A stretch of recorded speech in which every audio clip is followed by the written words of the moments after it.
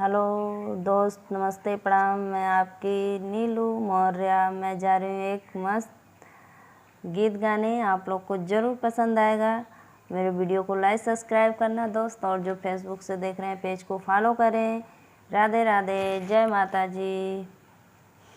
कमन जड़ा रे मोरे कंगना में नगवा, कमन जड़ा रे मोरे नगवा में कंगना, कमन जड़ा रे मोरे नगवा में कंगना, कमन जड़ा रे मोरे नगवा में कंगना, कमन दिया हो होशियार सजनवा, कमन दिया हो होशियार सजनवा।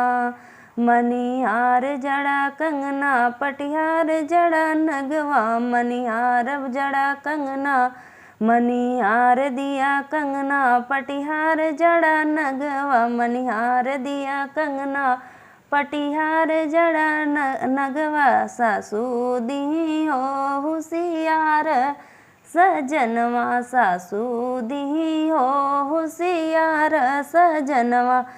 कमन जड़ा रे मोरे कंगना में नगवा, कमन जड़ा रे मोरे कंगना में नगवा।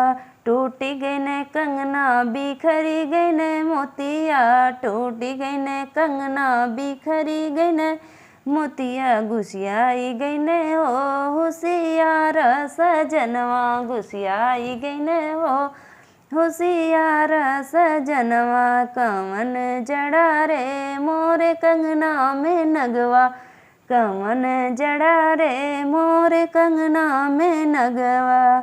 गड़ाइल ब कंगना जड़ाइल ब नगवा, गड़ाइल ब कंगना जड़ाइल ब नगवा, मनाइल ब हो होशियार सजनवा, मनाइल ब हो होशियार सजनवा। कमन जड़ा हो मोरे कंगना में नगवा, कमन जड़ा हो मोरे कंगना में नगवा, कमन जड़ा हो मोरे कंगना में नगवा।